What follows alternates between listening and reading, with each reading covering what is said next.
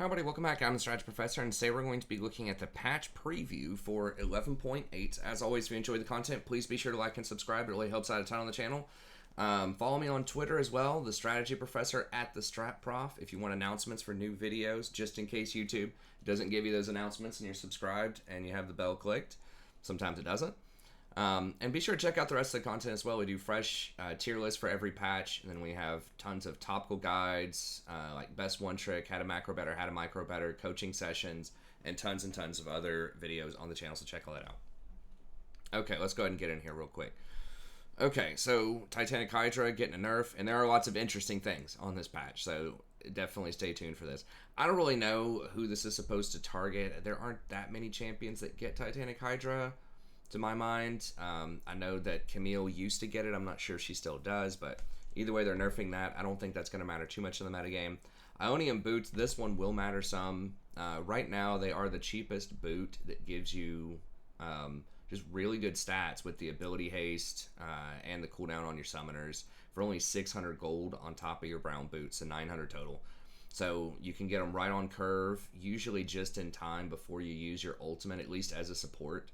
If you want to do that on your first back, you can get that 20 ability haste right before your first use of an ult. And it is very handy on stuff. Like people have been getting on Bard and Rakan and these playmaking champs so that you get more opportunities to make those plays, starting right from your very first usage of the ult. And then some junglers, I should say, and some solo lanes have been getting it as well. So it sort of has been everywhere. So they're tapping it a little bit. This actually could matter quite a bit, especially for supports, because again, if you don't get it in that window before you turn 6, then you're losing a lot of value off of that because your first ult's not going to have that ability haste. So we might see more supports going back towards either Boots of Swiftness, especially champs that want to rotate a little bit more, and if the enemy team has a lot of slows, like an Ashe or something like that, you might see that again. Or you might just see mobility boots again on some of those champs. You know, obviously Rakan and Bard really like to roam as well, or at least they have those opportunities. So maybe you just go back to mobility boots because now they're only 50 more gold to get that. Actually, no, they might be 800 or. Yeah, there's still 150 more, but you might see swiftness come in to take advantage of that. But either way, there might be a little bit of a shakeup in the boot meta, but I don't think it's going to matter too much, especially for enchanters where that first usage of the ult maybe isn't as crucial. Something like a Lulu or a Janna, they're probably not going to care that much. They'll probably still get these boots, but the roamers might opt to switch back into Swifties or mobility boots. Okay, Frozen Heart getting 10 extra armor. It's pretty good. I mean, this item already is pretty cost efficient. It's just the stats on it are weird because you're paying for a lot of mana, and just most champions don't need that kind of mana. It's just sort of Season 1-esque, just really bizarre itemization back when tanks didn't have good mana options, especially in the jungle, you know, and you'd see stuff like a Moo and things like that taking this. But there's so much good mana regen in the jungle right now, and I just don't think that you need, especially now that there's Zeke's Convergence, which is very similar stat-wise, but it has health on it. You're paying a little bit less for mana, and it has a bit more offensive capabilities. So I think most people are still just going to go Zeke's, but there might be some cases where you do want that heavier armor item, and you would opt into Frozen Heart, especially if they have 2 or 3 auto attackers on their team. So this will definitely, it'll remain niche, but I think it'll be more common to see this more often. Against heavy physical teams. Okay, they're making several item adjustments here, which are pretty interesting. So with Moonstone Renewer, they are making the heal a flat amount of 60 rather than scaling based on level. And I think it's based on your ally's level, but so, like, solo laners are going to be higher level than you. I'm kind of pausing because, like, as a support, you're never really a high level, but, like, your ADC is sometimes kind of lower level as well. So you never really get to that 100 anyways, you know? A lot of times it's going to be probably closer to, like, 80 when most games finish up, 80, 85. So you're not losing out on as much as it seems at the start. And then you have Starlit Grace. Each second in combat increases the heal by up to 50% over 4 seconds. Okay. Now it increases your heal by 4% up to 20% total. And keep in mind, this is all healing and shielding, not just the healing from Moonstone Renewer. So this is basically plus 20% healing and shielding on top of that. So stuff like Soraka is going to have a heyday with this if you can find spots to pick her. Anyone else that can just rapidly heal and can take big advantage of that. Sona is another one with pretty low cooldown on her W, which benefits pretty heavily from plus healing and shielding. I'm trying to think if someone like Lulu would like it. I mean, Lulu's shield does end up being on a pretty low cooldown, but she doesn't benefit as much from plus healing and shielding as some of the other champs because her R doesn't count as an infusion of health. Maybe Yumi, but she doesn't spam heals as much either. I think Soraka is really like the massive beneficiary because now you can go for the 20% healing from this, and then you can get Redemption second, which Soraka already loves to do because that doubles down on her semi-global pressure. And that will give you 40%. And then, of course, from your runes, you can still take Revitalize, which is 5% guaranteed, so that's 45%. And if the target's below 40% health, they get an additional 10%, which stacks multiplicatively with your normal plus healing and shielding, so it's a little bit more than it appears. But that's going to put you up close to about 60% after all the stacking off of just 2 items in a rune. One item costs 23. Actually, they both cost 2,300. So for 4,600 gold, you can be at 55% plus healing and shielding and have other good stats. Both of them have, or I guess Moonstone has 20 ability haste, and I think Redemption has 15. And then if you take Ionians with that, that's going to be 50 ability haste as well. So you can have 50 ability haste and 60% plus healing and shielding and other stats, like 400 health off of both of them. So that's just like an insane value proposition in my mind. So yeah, the heal itself off of Renewer is going down a little bit. But I would argue, I mean, losing the 50% like does matter there. But I just think if the champion has other heals, 1 or 2 other heals, they can machine gun out, then this is going to be huge. And it also affects the Redemption proc, the heal on the Redemption itself. So I think there are a lot of possibilities there. If you take Aerie would be modified by that also. So there are a lot of good options there. And they're changing every mythic that you have, which includes your support item. When you get that maxed out at tier 3, gives you an extra 10. So when you get your support item upgraded and the Redemption, then you're looking at 80, which is basically the same, as I mentioned before, as you would have anyways. So it really just comes down to a question of, do you want the 50% healing on these? So do you want the extra 40 heal every 2 seconds? Or do you want to increase the healing in the rest of your kit not permanently, but by up to 20%? So it's going to depend on the champ, but I think definitely a Grand Slam for Soraka. I don't know about Lulu. It depends. If you don't get Redemption following that and you only have 1 shield in your kit that benefits from it, it might be a little weaker. But otherwise, looks pretty good. And then you have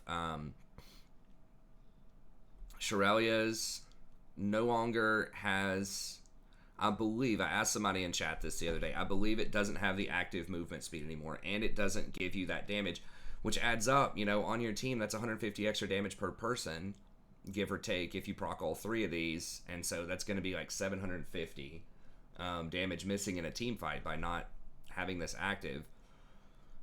And then protecting allies, including yourself. So that's a heal or a shield, but I assume that's also just anything that interacts with them, like a Nami E or a Braum, like jumping to somebody. I'm assuming that's how that works. Grants both allies 25% movement speed over 1.5 seconds. So, and that doesn't, and someone told me in chat that it has a 4-second cooldown. If it has the cooldown, I think that's decidedly worse. But if it doesn't, if you can keep this permanently up.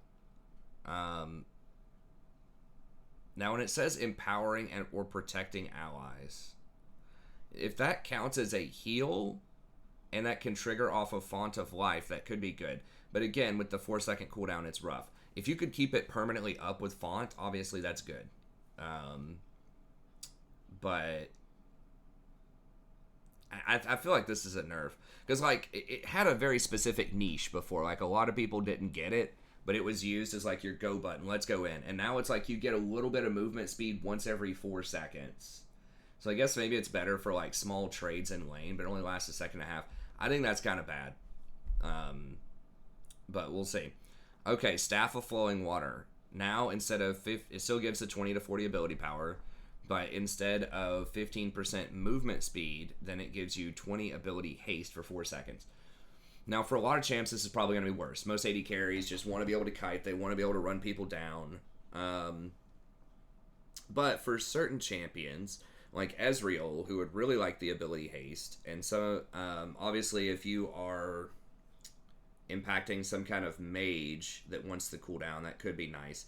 And just for you personally, this could be good. I'm thinking like Rakan specifically, because you can pick up that ability haste before you use your ultimate and get the cooldown on the ult, which could be pretty massive, obviously. So, and Rakan's pattern already facilitates this most of the time. A lot of times you are shielding to an ally first, and then your R and you W and go in. Not always, but there are at least spots where you could do that in many fights. So that could be handy.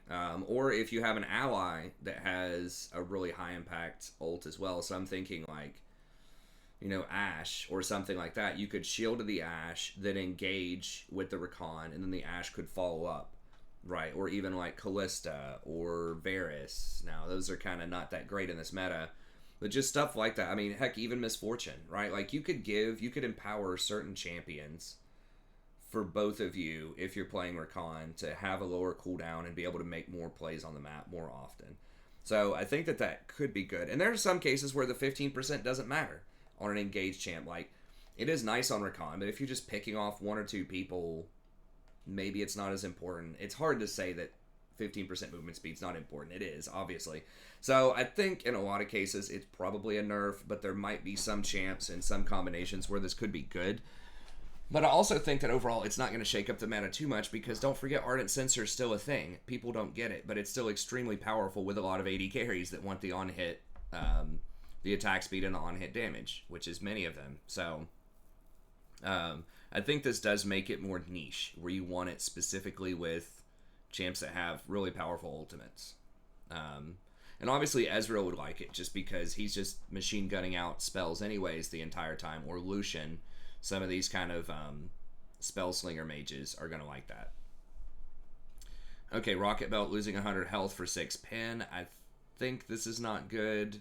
I mean, 6 pin is very good, but the champions that want Rocket Belt go in there, you know, and they're going to be getting hit. So I don't know about that. And then Putrefier gets 5 AP. Very good for enchanters. It's still going to be a second, or a very strong second or third item, especially with Moonstone Renewer, particularly maybe being really OP on things like Soraka. You might want this more often, and the fact that Staff of Flowing Water is getting adjusted might mean that you can take Putrefier a bit more.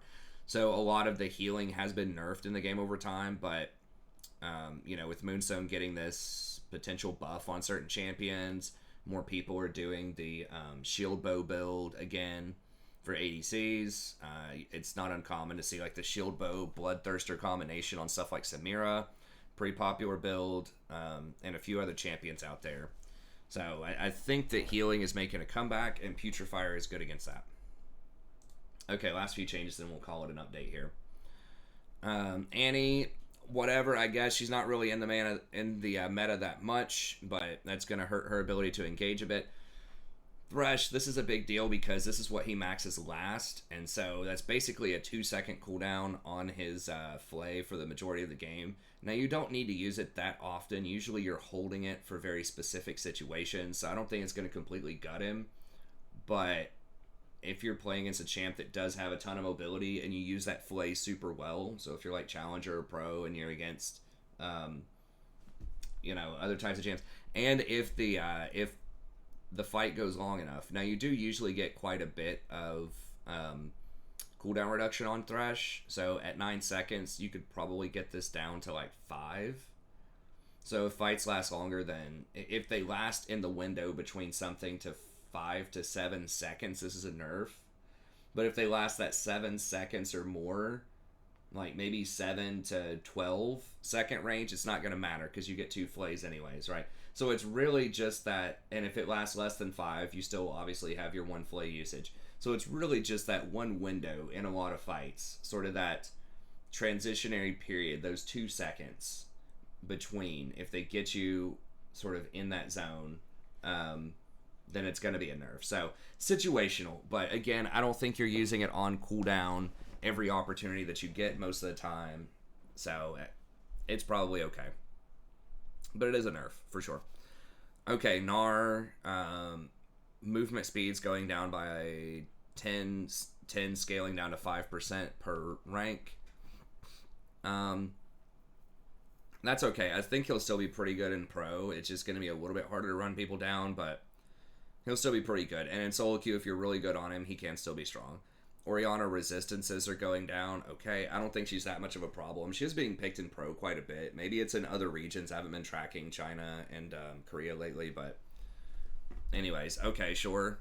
I mean, that does matter. That's a free, because usually the E just kind of sits on her, you know, the whole time, unless you're... Well, that's not true, actually. You're poking a lot with your ball out in the lane, so I'm not even sure how much that's going to matter. Obviously, in really hot situations, it will. But kind of like what I was talking about with Thresh, this is what you max last. So, you know, that -4 on your resistances is going to be permanent in most cases. Yorick is just getting nerfed a lot. I guess I won't read through all of these, but it just kind of sucks because he finally got up to like a 52% win rate. Maybe he was really oppressive. I don't know. But with all these nerfs, I assume he's going to fall back down quite a lot. This in particular is a pretty huge win. The 200% on your Mistwalker first attack down to 100% is a huge nerf to that initial burst damage. So not a lot of people play him. It's not going to affect the meta. But it does suck that he was becoming a little bit more useful. And now they just kind of, you know, pushed him back in the hole. Okay, Leblanc going up at 10 damage at all levels, so the total damage is 130. Yeah, so you can get double damage off those chains. Why are they doing this? Or not the chains, I guess, but like double Q. Why are they doing this, though? Because, gosh, she's just so toxic when she's a good champ. I don't know who wants to bring her back, but... Okay, they did give her a buff, either last patch or the patch before also, so we'll see. Lee Sin, the E is going down to 8. Love it. Think it's great. Helps his shielding playstyle. I mean, well, actually, is that the shield? The W might be the shield. Is that his palm strike? I thought it was his shield at first, but I think it might be his palm strike. If it's his palm strike, yeah, his shield is his W. I wish they would have lowered this cooldown. I would really like to see Lee Sin try his support if they gave him like one more, just like an AP ratio on like his palm strike or something. Okay, so they're taking this down to 10. I mean, okay, it is going to give him a little bit more wave clear, like his AoE clear. It is going to allow him to put cripple up more often because this lasts for 4 seconds. So if the cooldown on this is 8 seconds and he gets like 40% CDR, I don't think he usually gets that much, or ability haste rather. You know, maybe he gets down to 5 or 6 seconds. I mean, you could almost keep this up permanently in fights. Like, there'd be a little bit of a window where you couldn't, but this would give him a lot more utility with kind of the tank version. That's a pretty big slow. I don't think you max this. Although, maybe you would. It's got pretty decent damage on it. Obviously, you max the Q first, but second. This might make it a more interesting choice between your W and your E, but... Okay, I think Lee Sin's a great champion. He's fun to watch. He's fun to play. I think he's good for the game when he's in the meta. So, I like seeing that buff. Aphelios, okay, a little bit of extra damage all around. Calibrum is not one that he uses a lot, a gun that he uses a lot, so I don't think that's going to matter too much. Neither is Severum. So, they're just trying to help him out a little bit, just in case you get caught out with the wrong guns. I guess Severum you do sometimes. I think mostly, like, you want I think the red and the white guns are like the team fight, really what you want, but I'm pretty sure you use the white one most of the time. I don't know. I'm not an Aphelios expert, and it has changed over time. I know that he has used the flame one in some team fights as well, like the flame ult.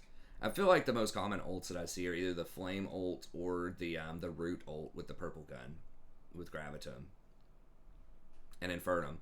So I don't know. It's just like buffing stuff that people don't do a lot, I believe. Oh, they are. Hold on. The Chakram one is one that gets used sometimes. 4, 5 total, 5, 6 total. Okay.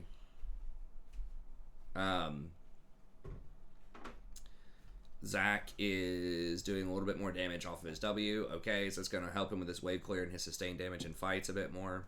Okay, interesting champ, sure. Cassiopeia is basically... What? Effing Fitbit. Going down by 8 per cast, which doesn't seem like a lot, but the fact that you can machine gun these out is a pretty big deal, and that's 16% less mana overall, and that's most of what uses her mana, so that could be pretty strong, especially against tanks. Vladimir, the Q going down by 1 second at max rank, that's huge. Just think about that in percentage terms. You know, he's getting 20% base cooldown on his Q, and that's just so much of his kit is just being able to spam those Qs, so I think that's huge. The Rammus update, I'm not really sure. I didn't look at that. Let me see. Base damage, a little bit higher. Okay, defensive ball curl. Okay, so you get your defensive ball curl up more often. A little bit lower on the taunt. Okay, the W is actually pretty big. Rammus leaps in the air and slams down, dealing some magic damage, which I think is about the same, and slowing enemies by a certain amount by 1.5 seconds. Rammus generates aftershock at the target location for 4 seconds, dealing some magic damage and stacking the initial slow for quite a bit. I assume that's per second. So that would actually be pretty good damage per second. Like level 1 initial is 100, so it'd be like 180. And then people in the middle take 150% damage, so that's like 270 damage.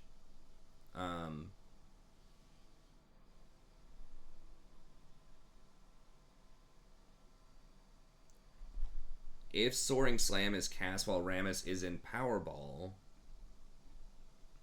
Okay, so he can jump a certain... It doesn't say how far he can jump. Or does he just jump straight up?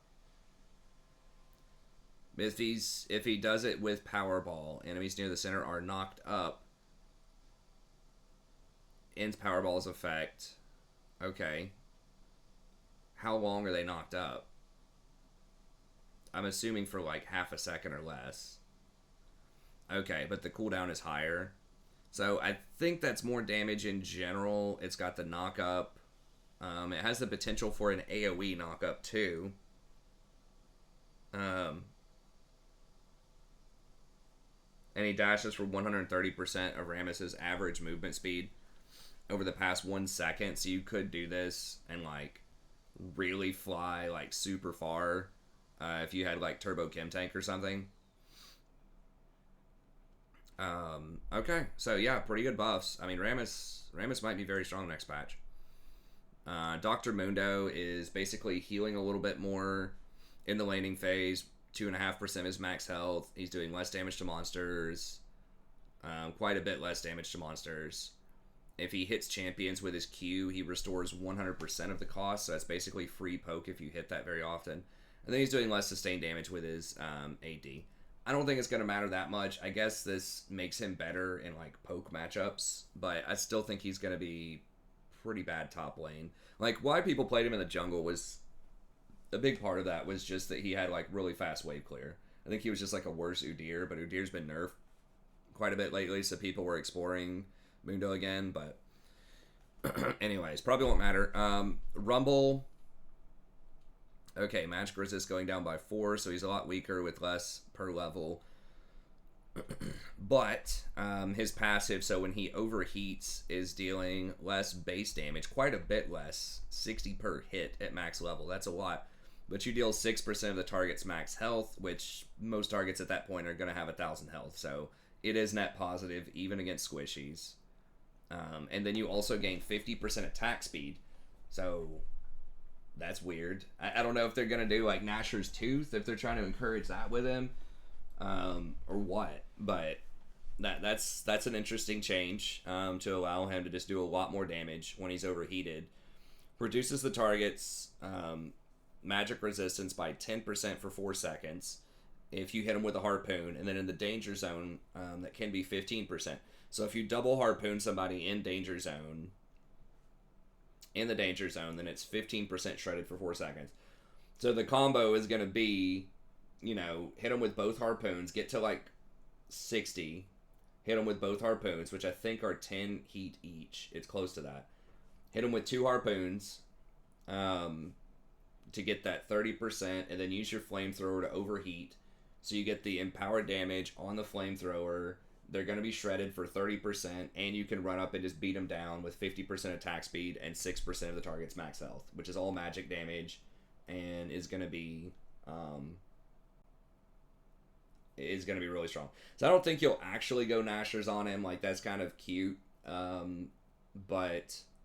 And I don't know what the scaling on this is going to be either. His passive currently, I think, has scaling based on, it's like maybe 30% of your AP. I mean, he's probably still just going to want to go like, he might go Rylai's. I don't know. Your harpoon's still slow, I believe. I don't know. Might just go Death Cap. Second or third item. But I don't know. We'll see. That's definitely a buff in my mind. He's squishy, but he's going to do a hell of a lot of damage. Because he's so good. His base damages are so high, and like reducing the 30%, and depending on how that stacks with like Void Staff and other reductions, he's probably not going to get Leandries, but how it stacks with other things, I think that's going to be very, very strong. Zed Jungle actually looks like it's getting nerfed for some reason. What?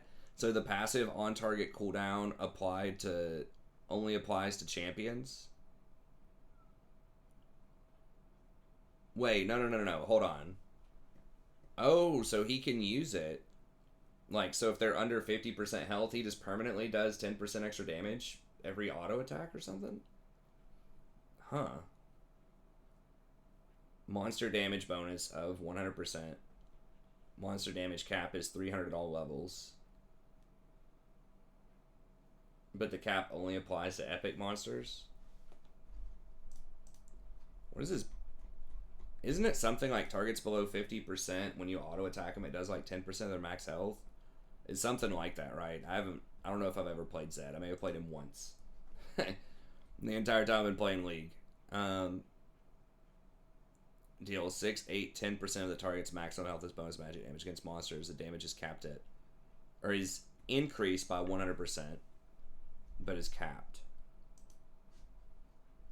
Okay, so they're saying that he doesn't get 100% extra damage, but you permanently, just every time you auto attack him, it does that percentage, that 8% when they're below 50% health. Okay. I still don't think that's going to be a thing, but that's interesting. Darius Jungle, now his passive does 300% damage, the bleed, against jungle camps. That's massive. That's a lot. So I mean, the thing is, if Darius can actually clear in a reasonable amount of time, like, especially with Ghost, his ganks can be pretty brutal if you just run them down, because if you grab them and you get that cripple on them, they're dead most of the time. So, what would you take on him? I guess you could take Ghost, and then, what is it? The thing, it's been out of the meta for so long, but the thing that lets you run people down, maybe you could get that from the domination tree up near the top. Just all this movement speed stuff, maybe you could give Darius in the jungle, and that would be okay. Predator,